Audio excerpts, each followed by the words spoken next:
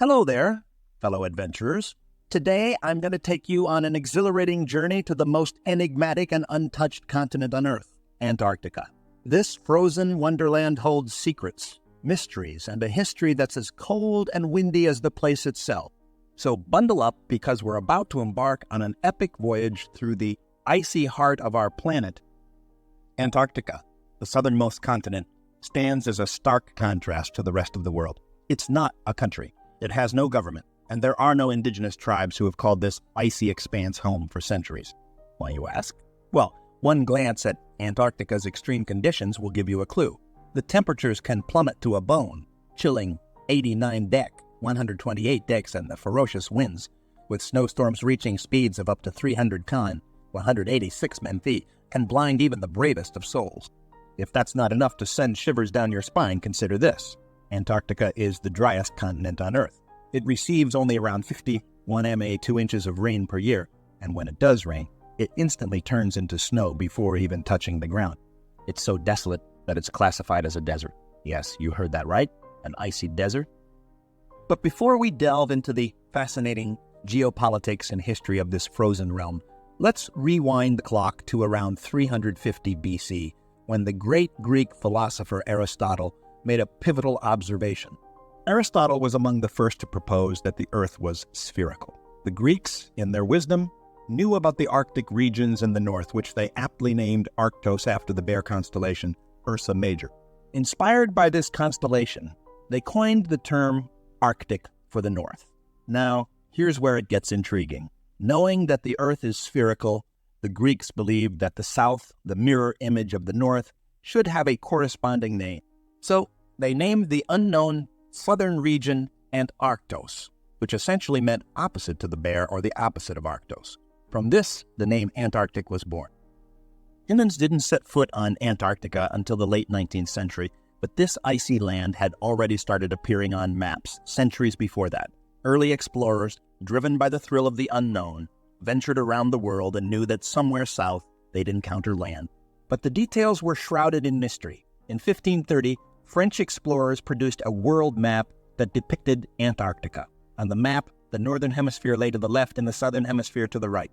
The largest landmass in the southern hemisphere, mostly uncharted at that point, was simply labeled as Terra Australis Incognita, which meant the unknown southern land. Fast forward to 1773, when British naval officer James Cook sailed to the Antarctic Circle, coming within about 130 km of Antarctica. Although he never set foot on the continent, Cook observed icebergs with rock deposits and concluded that Terra Australis indeed existed. Yet, the treacherous conditions prevented him from getting any closer.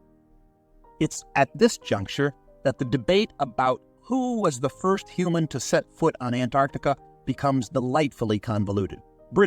American Captain John Davis claimed he was first because his ship was lost and he reached the land.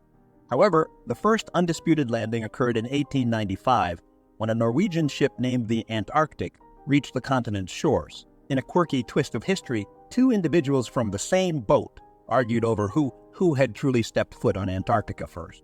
The early 1900s, known as the heroic years of Antarctica, were marked by numerous expeditions and groundbreaking scientific discoveries.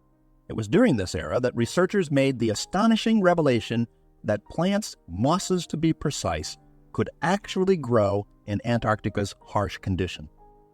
Following the heroic era came the Colonial period, during which several nations sought to stake their claim on Antarctica. Between 1908 and 1942, 7 countries, Argentina, Australia, Chile, France, New Zealand, Norway, and the United Kingdom, asserted sovereignty over this frigid continent.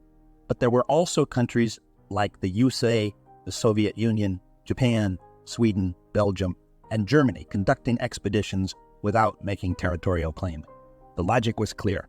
By maintaining a permanent presence through researchers living on the continent, these countries could stake their claim more firmly. If you look at a map of Antarctica, you'll notice several islands near the continent's coast.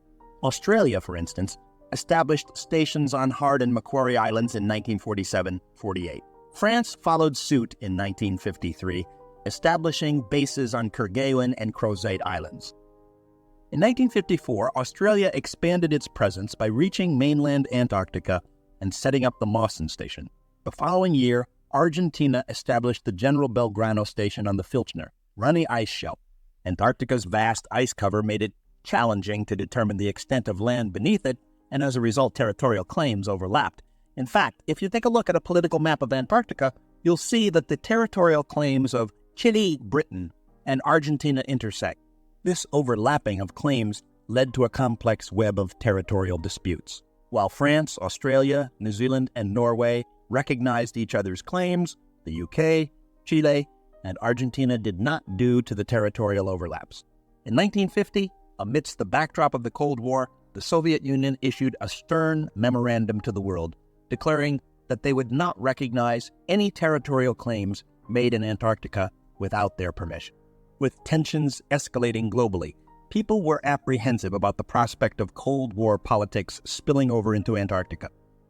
However, in 1958, President Dwight D. Eisenhower of the United States issued a significant notice to governments worldwide calling for a treaty to ensure that Antarctica remained a free and peaceful realm. A conference held in Washington on October 15, 1959, marked a turning point.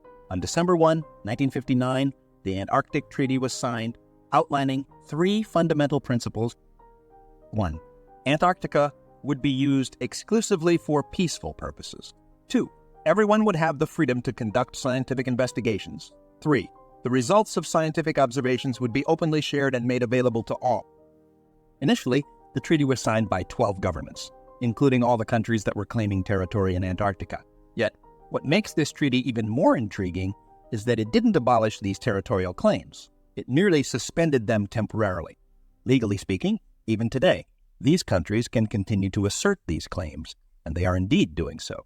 This treaty, due to expire in 2048, is a ticking time bomb of geopolitics, waiting to reshape the future of Antarctica.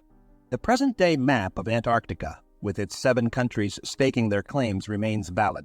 Australia lays claim to the largest portion, encompassing a staggering 42s of Antarctica. However, it's essential to note that the United States and most countries worldwide do not recognize these territorial claims. As we approach the looming expiration of the Antarctic Treaty in 2048, the question that hangs in the air is, what will be the fate of Antarctica?